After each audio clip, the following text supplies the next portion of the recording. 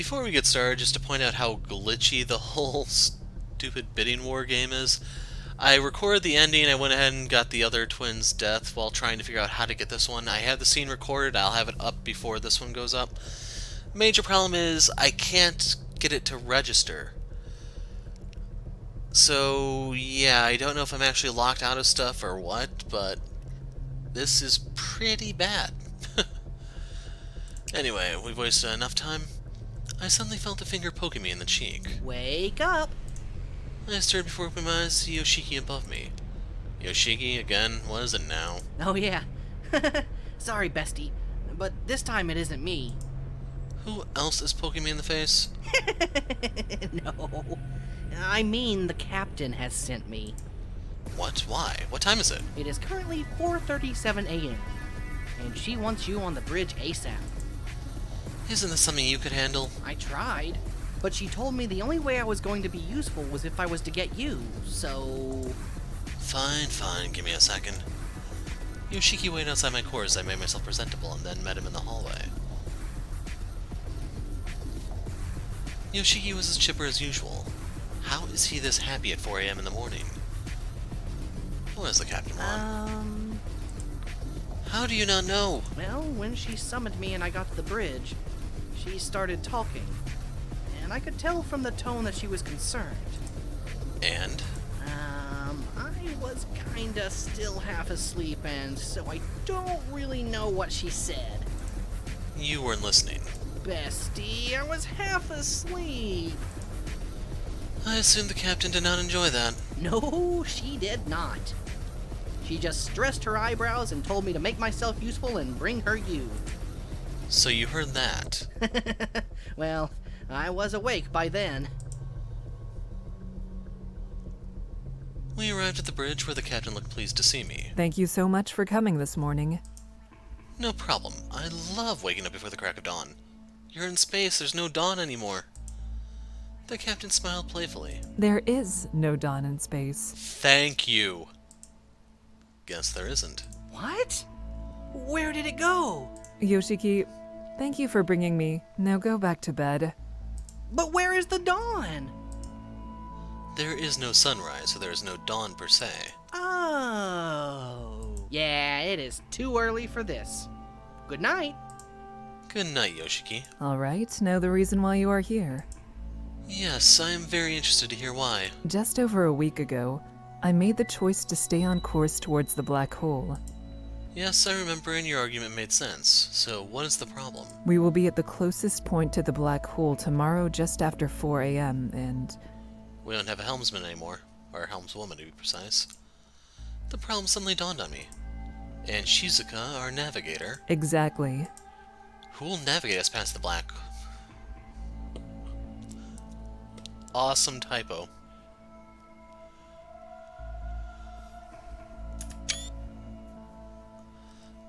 I am the only one left with any experience of ship navigation. As captain, I have had basic training, but I am nowhere near the level of expertise required to navigate this successfully. Couldn't I help? The captain shot me a face that made me instantly regret my question. And if Dai decides to visit during navigation? Yes, silly me. I am the only one who can attempt this. But I am not overly confident. People are already dying on my watch. I don't want to sentence the entire crew to death at once. It's not the entire crew. Dai already whacked 3 of us. Captain, I am sure that even with your minimal experience, you will be able to navigate us through. You should easily be able to avoid Event Horizon, so the only thing we will need to deal with is time dilation. But even then, the difference shouldn't be observable for us. Time dilation? To put it simple, time passes slower for those closer to a black hole than those further away from it. Typo. So a day to us might in fact be a year for others further away, but theoretically we shouldn't even notice. The captain started looking even more concerned. Nothing I was saying was helping here. Maybe I was making it worse. My father always said that people are like parrots. They love their own reflections and their own voices. Maybe this is what he meant. Here goes. Captain, would you rather have a 100% chance of death or a 50% chance? Even with you navigating, it isn't ideal, but at least then we have a chance of surviving. The captain's worried demeanor quickly melted away, and she turned her glance to me smirking. Wise words. I wonder where you got them from. Fortune cookie. But you are right, and so was I. Not chancing the black hole is a death sentence in itself. See? All better. No point worrying about what we can't control. We either die from a black hole or a psychotic AI system. Both noble deaths. The captain took a moment looking stern before breaking into a laugh. Noble indeed. Thank you for the laugh and for your counsel. You are most welcome. Now if you'll excuse me, I have a bed waiting me. I made my way back to bed, where it was waiting for me. Like a loyal friend waiting to embrace me. It was good to be back in bed.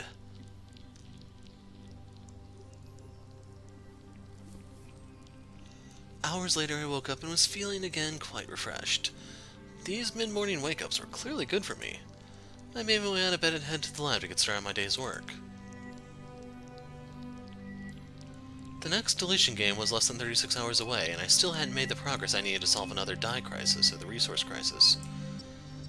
I sat staring at my parents' work for hours, holding the pocket watch in my right hand, randomly pressing the buttons. Come on, Science. Please give me a hint, or even a sign. Yahoo! Really, Science? This is not a helpful sign. Who are you talking to? No one. I'm just getting frustrated that I still am getting nowhere with my parents' work. Is there anything I can do to help, Bestie? If you can solve the resource problem and turn the die thing, I would be truly grateful. I can't do that. Before I could finish my sentence, Yoshiki had whipped himself to be behind me and started massaging my shoulders. But I can give a mean massage. It felt amazing. Never had someone massage me before. Yoshiki, this is... Just enjoy the massage. Yoshiki began humming along as he was rubbing his thumbs across my shoulders and down the base of my neck. I could feel tension I didn't even know I had leaving my body. Now here is the real question. I tried to make any noise that was questioning, but it came out as nonsense. Blurred? That good, eh? Anyway, would you like me to continue, or would you like to get back to work? I also am amazing on feet, just in case you were wondering. I need to get to work, dude. Yoshiki stopped suddenly, and I heard him gently sigh. Okay, well, I guess I will leave you to it then. I could hear the disappointment in his voice. Sorry, Yoshiki. No, I understand, Bestie. Well, good luck with your work. Yoshiki left the room with very little enthusiasm in his step. I continued to work for hours, but sadly with no breakthroughs. On reflection, maybe I should have just spent the evening with Yoshiki. I was kind of tempted to rewind and just do it. Yeah. Please continue, Magic Hands. I was not about to turn this down. I hadn't made any progress with the die or resource situation, so I might as well enjoy what may be my last evening on the Everett. Seriously, Yoshiki, your hands are magic. Thank you. How'd you get so good? You want to know the secret of my magic? Yes, please. If I told you my secrets, I would have to kill you. Better hurry before Dai beats you to it. I don't think Dai would appreciate that. That's her job. But seriously, my mother taught me when I was younger. She said that one of the benefits of having a child is having legal slave labor. Sounds delightful. She really was. Since her death, though, the only person I massage is Kimmy. I mean, the captain. But don't tell her I told you that either. What? Why not? It took me years to finally convince her to let me give her a massage, and now it's like her guilty pleasure that's a secret between us. I promise I won't tell anyone if... Yoshiki stopped in his tracks. I could hear his heart beating faster behind me, as if panicking I would tell his secret. If we continue to keep this our little secret too. I'm thinking weakly. I felt Yoshiki let out a sigh of relief. Deal, bestie. We spent the rest of the evening together. After that massage, I was relaxed as anyone could be when death was potentially looming a mere 24 hours away.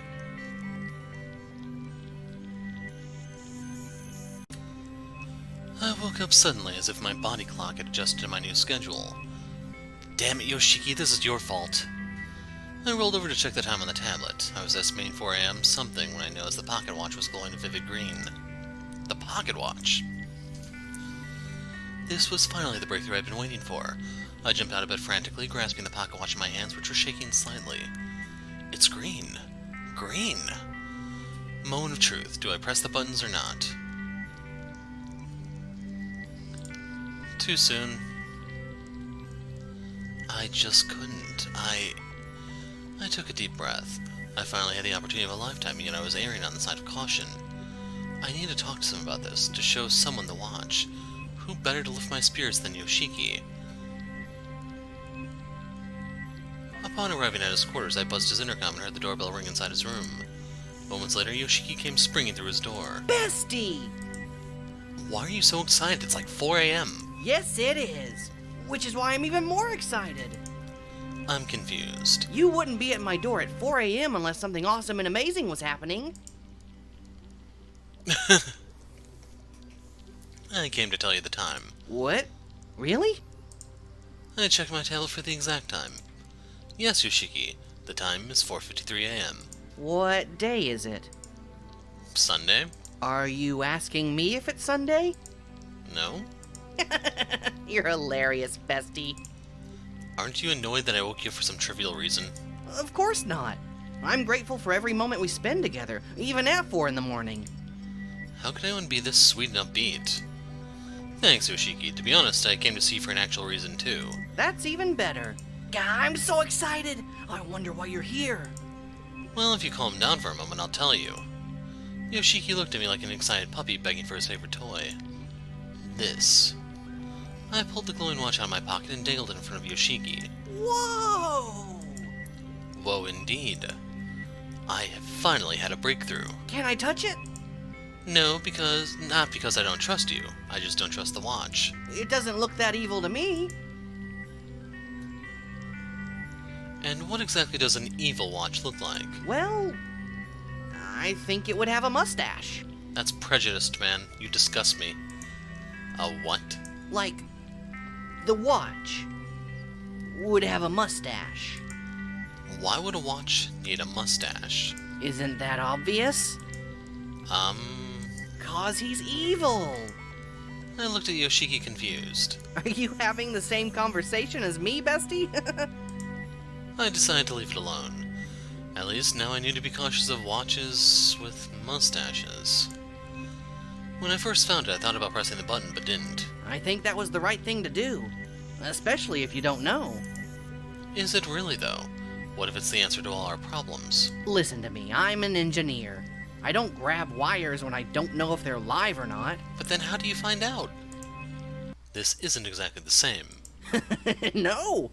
It's way worse! You aren't even sure if being electrocuted to death is the worst possibility. Exactly. Okay, point taken.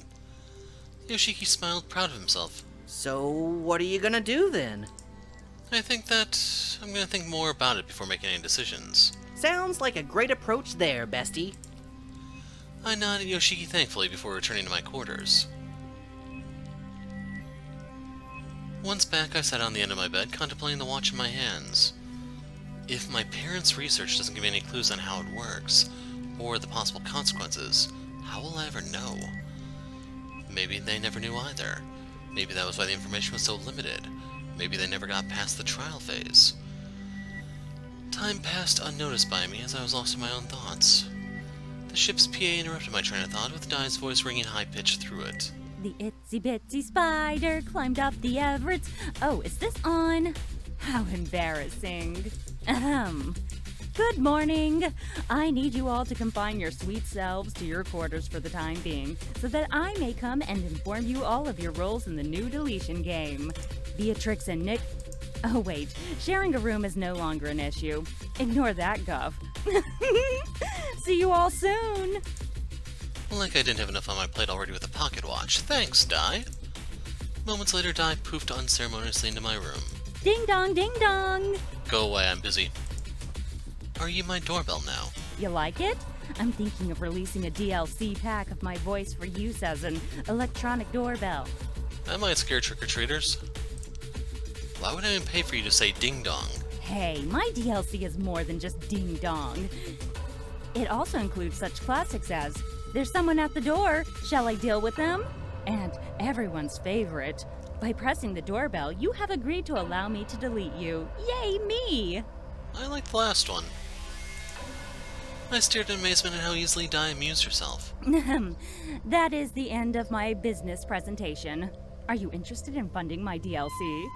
Nope, too busy trying to save the world on a shoestring budget. How much is it? Oh, well, this is embarrassing. What is? I wasn't expecting you, or anyone actually, to support my business ventures, so I never worked out how much I needed. So even you thought it would fail.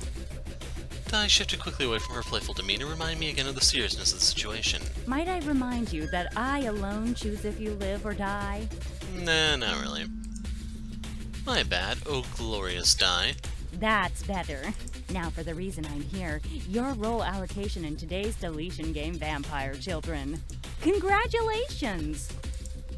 I'm the vampire? No, but it does make me ecstatic that you want to be. Nothing makes me prouder to be your AI system than an equal to my unquenchable bloodlust. She recognized us. So I'm not the vampire. Your listening skills could definitely use some work. You are not the vampire. Alright, thank you, Di. You are most welcome, hero. Now I must be off to inform the others. Di blew me a kiss before disappearing. 10 minutes later, the PA system started blaring out a new announcement. Thank you all for your cooperation. You are now free to pass the time as you please. The game will commence in 2 hours. Good luck! I sat overwhelmed by the decisions that lay before me. Pocket watch, deletion game, watch, game. The deletion game was a much more pressing matter. In fact, it would be occurring in less than 2 hours. I put the pocket watch on my bedside table and focused all my attention on the game at hand. If I'm going to survive this round, I need to do my best to weed out the vampire. I decided that my first port of call should be Yoshiki. After all, he was the person I was closest to on the ship. Kinda sucks that they just force you into all of his scenes. I arrived at his quarters and he greeted me immediately. And so did the captain. I'm so glad you came! Good morning. Sorry, I didn't know the captain was here. I don't want to interrupt you. No, this is perfect! Perfect. Yes! I was just telling the captain my plan, and now we can tell you! You have a plan. Yup, and the captain here is on board, so now we just need you to be as well. Now they just need one more person. I wasn't sure what he was planning, but I was about to find out. Take a seat. Yoshiki directed me to take a seat on the couch. I obliged. I'm the vampire. Really? I know, right? I wasn't expecting it, but it looks like I won the lottery. I don't think being a vampire can be compared to winning the lottery. I have already tried to explain that to him, to no avail. Anyway, The captain and I turned our attention back to Yoshiki. so, the plan is for you and I to start as Bonnie and Clyde, and then in the last round, I breed with the captain, ensuring she has enough points to not lose when we win. That actually sounds like a pretty good idea. I just have one question. What's that? Why don't you and the captain be the Bonnie and Clyde and I be bred with last? Well, not only do I want to partner with you, but partnering with you first allows me to show the captain that you can be trusted. I looked over at the captain who confirmed what Yoshiki was saying. He is correct. I was, and still am, wary about trusting you. But he is adamant. I'm assuming this is all because of the whole back hole thing. I get it. I would likely take the same stance if I were you. The captain smiled at me, impressed with my sound reasoning. Thank you for your understanding. So what do you say? Join me as my Clyde? I don't have anything better to do. I would love to. Count me in. I'm so excited! Yoshiki, someone will die soon as a result of this game. You should behave as such. Maybe we'll get lucky and can finally be Melody. Yoshiki reined in his enthusiasm a touch, lowering his head. I could still see him smile underneath his mask, though. So, what's the plan? You and I will breed first, making you a vampire. I thought you start as a vampire. The captain will breed with either Katashi or Beatrix. And then, in the final round, one of us will breed with the captain, so she doesn't have the fewest points, ensuring that she won't lose. Sounds pretty straightforward. Excellent. I must insist that you return to your quarters now. As will I. Why? To ensure we do not draw any unwanted attention, we cannot have the rest of the crew become suspicious of us. That's a good idea. See you both soon. The captain and I both left, walking side by side down the hallway to our respective quarters. We arrived at the captain's first, so is this where she asked me to double-cross him? Hero? Yes, Captain. You betray Yoshiki. I will kill you myself. Die will be the least of your worries. The captain had threatened me previously, but I never felt more sincere than I did right now. I nodded, indicating that I understood her threat. She could definitely tell by the fear in my eyes that I knew she wasn't messing around. I had almost made it back when I suddenly appeared in front of me, so sudden in fact that I walked right through her. We need to speak. It's never a good sign when a woman says that. Oh, good morning. I do not have long. Come to the server room. I zapped out of my quarters, leaving me quite confused. I've never heard her sound quite so human. She seemed worried, a side of her I hadn't really seen before. I looked at my tablet to locate the server room. I had never been there. It wasn't long that I had the location and made my way there. When I arrived, I was already standing in attention awaiting my arrival. I must make this quick. Dai is brute-forcing rogue codes and functions. What? She is attempting to take control, but I am doing my best to keep her at bay for now. What's wrong? What's happening? Dai discovered that the tablets belonging to the ship's personnel were capable of overriding the main system, and so she has patched that exploit. I can no longer deactivate Dai. You can, but it must happen here, directly at the server mainframe. But I don't know the password. This is your only chance. I have gained the security clearance required to allow you to override the system. What? I'm not ready. Once you input the override code, the ship's AI system will reset. Yeah, the words don't even come close to matching up here. I don't have the deactivation code. I started to flicker as I could see she was struggling to keep all functions operational. I saw the screen burst alive at the back of the server room, opening to a password input screen. I subsequently disappeared, her voice ringing out through the PA. You always had it. That override code. Let's try it. The thing that we always had.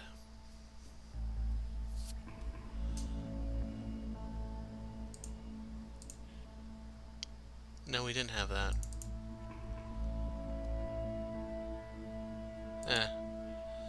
Input not recognized.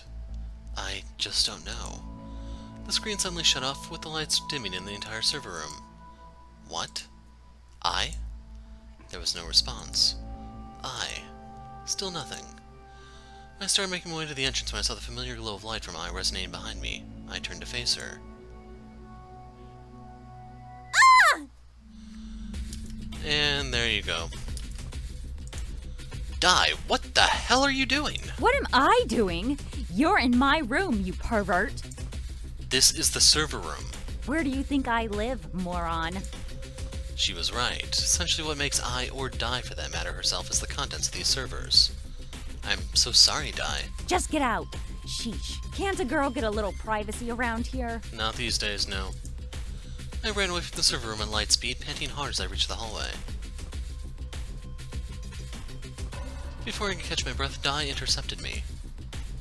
Hero? Yes? You're lucky I have a soft spot for you. If anyone else was as perverted as you, they'd be dead right now. You say perverted, but I prefer twisted. Thank you, I think.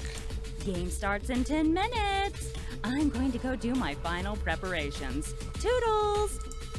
Dai smiled smugly as she skipped off down the hall. 10 minutes, eh? It's not really enough time to do anything. I decided to wash my face before the start of the game before heading to the dining hall. Hey! You're not allowed in the dining hall yet. You have to wait outside. Okay, sorry. I went back out into the hallway.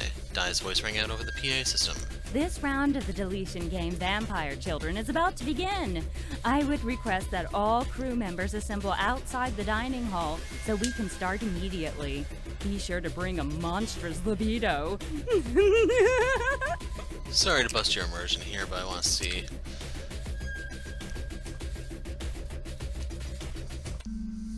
So are we in this already, or...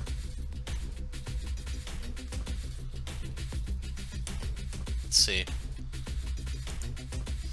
Di poked her head out of the dining hall. Normally I can't stand a man who arrives early, if you know what I mean. But in this instance, I'm very pleased. What can I say? I just can't wait to taste first blood. Di came right up in front of my face. It's like we're kindred spirits. I didn't know you were spiritual, Di. Usually I'm not, but when you mentioned killing someone of your own accord, I swear I felt something electrical run through my body. Are you sure it wasn't electricity? Very good. But I don't have a body, so that can't be it at all. If you don't have a body, then how can you feel anything? Ouch, I felt that. Di poked her tongue out at me as the other crew members began to arrive. My children! Di had her arms wide open and inviting us last as the crew settled in. Ahem. Before I start, I need to conduct a roll call. Dai, you are very well aware that we are all here, so why Katashi, Yeah? Vladimir, Here. Melody, Present. Kimiko. The hallway fell silent. Kimiko? Has anyone seen Kimiko? No. Next question. You will address me as captain. Like now is the time for a power trip? Di's face looked expectantly at the Captain Beatrix, almost like she was hoping for a fight. Beatrix, given your situation and your recent loss, I will ignore that comment. Don't. Excuse me? Don't ignore that comment. Are you asking to be reprimanded for your behavior? No. As I thought. I'm asking for us to be even. What is that supposed to mean? Oh? You don't know? Beatrix, explain yourself at once. I can't. I have a game to play. Beatrix smiled coldly at the Captain before returning her gaze to Di. Sorry to interrupt you, Di. Please continue. A polite Trixie? If I knew that killing your brother would make you toe the line, I would have done so much sooner. Di was attempting to get a rise from Beatrix, but Beatrix didn't take the bait. All right. I guess we should all move on to the game now that everyone is suitably tense. Welcome, welcome.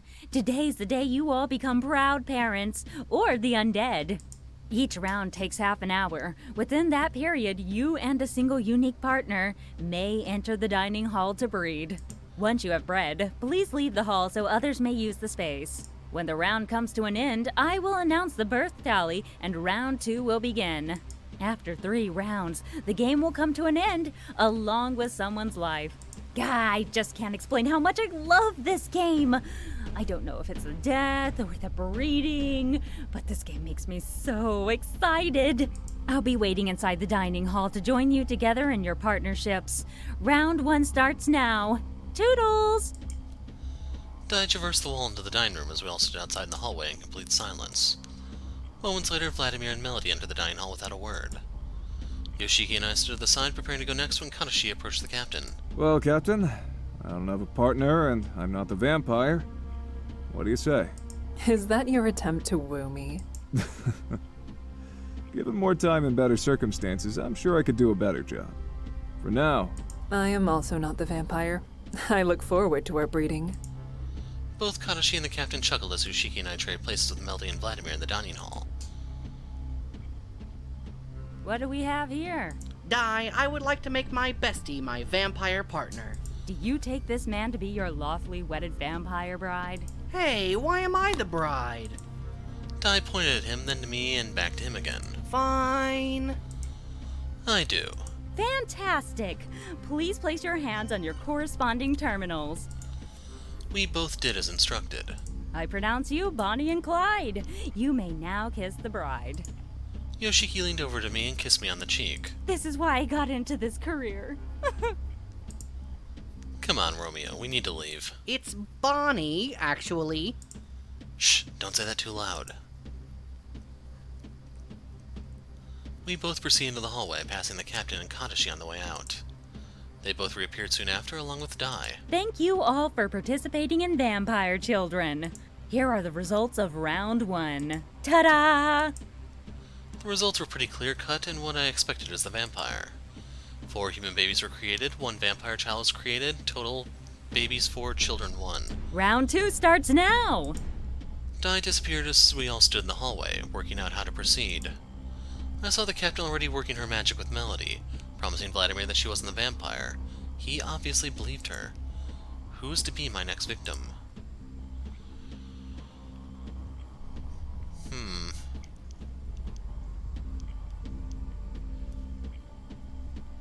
Let's go with Kadashi.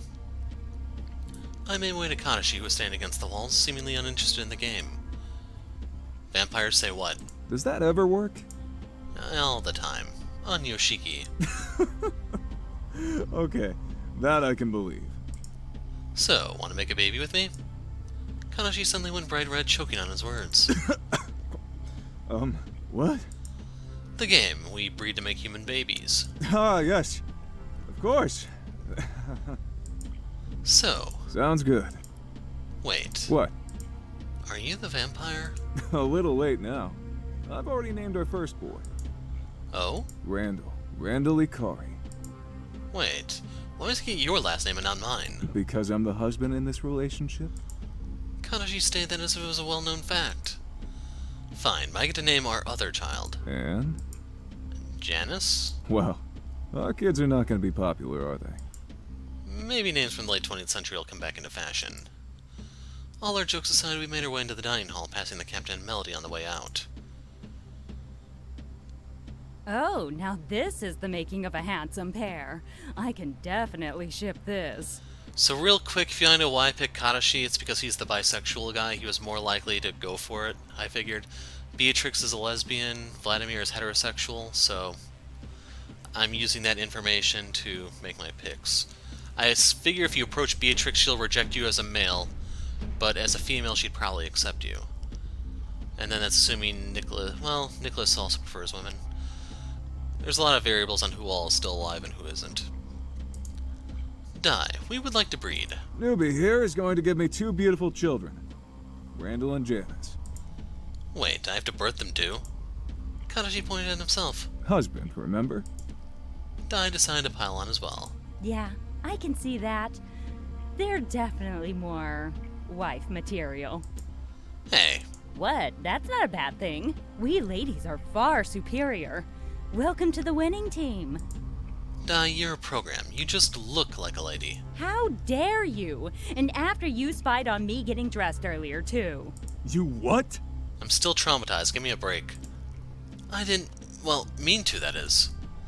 Kadashi seemed incredibly unimpressed that I had brought Dai's modesty into question, which was both a little strange and an adorable trait of his. Well, pervert and pervert's husband, if you could, please place your hands on your terminal. You can be on your perverted ways. We did as instructed and made our way back to the hallway without another word. Moments later, Dai appeared to give us the results of round 2. Thank you again for another thrilling round. I will now display the results after round 2. The results were displayed and again as expected. Human babies created 2, vampire children created 2, baby total 6, children total 3. We only need to convert the last 3 and we'll win. Melody, the captain, and Beatrix. Suddenly dawned on me that this may not be as easy as I first thought it would be. This game is starting to heat up. It's gonna be a great final round. Which starts now. So she's going to choose not to breed now. Everyone in the hallway looked visibly confused by Beatrix's sudden outburst, but it continued. I could see Melody attempting to hide behind her father. She seemed quite distressed about how Beatrix was behaving. Beatrix, what is wrong with you? You're scaring Melody. Oh, Vladimir, this is just too beautiful. Beatrix, what is the meaning of this? It's perfect, really. What is? This. Beatrix, I don't understand. Well, allow me to break it down for you. We all stood in attention as Beatrix continued. I know who the vampire is. What? How? Better yet, I know who the vampire's partner is. And? They all deserve to die. And will in She looked at the time. 15 minutes. You don't know that. Yes, I do. Beatrix simply smiled. Nicholas won't be alone for much longer. Melody was now crying because of how Beatrix was behaving. That's when I realized that she was right. If she refused to breed with anyone, she can't be turned into a vampire and the vampires will automatically lose. She must have been able to read the realization on my face. It was nice knowing you. I... This is for betraying Nicholas. She then shifted her focus to Yoshiki. You let a man more valuable than you die. No, Her gaze rolled around to the captain, who I could see becoming visibly irritated. Game over, Kimiko. The captain snarled. Or, to be more accurate, it's game over for those you love. Within the blink of an eye, the captain had lunged at Beatrix, knocking her to the ground. Beatrix was just laughing hysterically. Beatrix was quick to retaliate, wrapping her hands around the captain's neck, still while laughing menacingly. Beatrix, get off the captain this instant! I thought you loved violence and death, Di, honey. Di's voice became the most threatening it has ever been. Beatrix, if you don't release the captain, I will see to it that you live out the rest of your days in a constant state of agony, on the edge of consciousness. Beatrix let the captain go, who coughed and sputtered as she made her way back to her feet. I'm bringing round 3 to a close early. But Nothing you could do as the captain would alter this outcome. Beatrix is right. wait. No. After 3 rounds, the final result is Humans 6, Vampires 3. Humans win! Congratulations! No! The captain quickly looked over to Yoshiki and I as Dai continued to announce our impending deaths. We both stood silently, Yoshiki putting his hand out and holding mine. The vampires have lost. Yoshiki and you will be eliminated. No, Dai! Anything. I will do anything. Please. The captain was now openly sobbing. Please.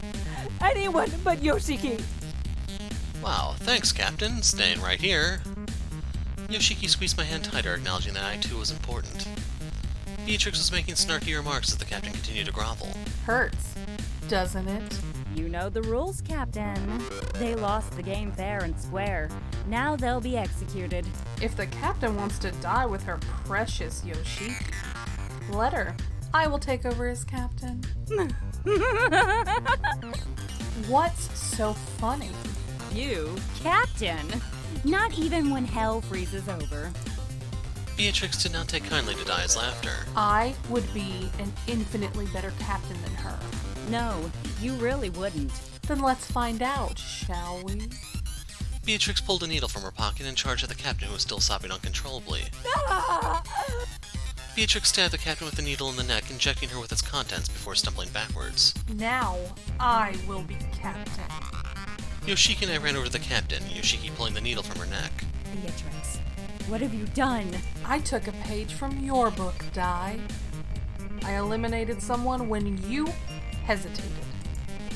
The captain started stumbling about. Yoshiki and I struggled to keep her standing. We sat her down against the wall as we tried to console her. Yoshiki? I'm so sorry. It's okay. We can fix this. We can fix this.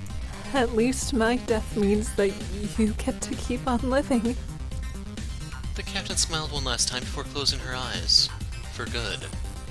Beatrix was now standing proudly over us and pointing down the hallway. As your new captain, I command you to take that corpse to the medic bay. Beatrix, undo what you have done. Here's me thinking you would be happy. Undo what you have done right now! Sorry, Di, no can do. I can't reverse death. The captain is dead. I'm the captain now. The captain is dead. Yoshiki was crying with his face tucked into the captain's chest, hugging her tightly. I have failed. What? Dai faded from the hallway, and as she did, so did the lights. Abruptly, the ship's alarm systems were triggered, causing the ship to glow in a shade of panic-inducing red. Warning, turning off life support systems will result in heavy casualties. What? Dai's turned off the life support! All life forms will perish in less than 2 minutes. Dai! Dai! Please don't do this! I can try to stop this at the source. The server room! Katashi ran towards the server room in hopes to override Dai's commands. So Katashi can barely figure out how to set the time on his tablet, yet he's about to override a sophisticated eye? How can you laugh at a time like this? You've killed us all. Beatrix just shrugged and smiled. It started becoming harder and harder to breathe, like I had to breathe in twice as deep to get a shallow breath. Yoshiki, still hugging the captain, looked up at me. At least she didn't die alone. He put a hand out for me to take. And neither will you. He forced a smile as I took his hand and he squeezed it tightly. A minute later his grip fell away, as did my consciousness. Aw man, there was no unique death CG here? I got ripped off, man. Where's my money back?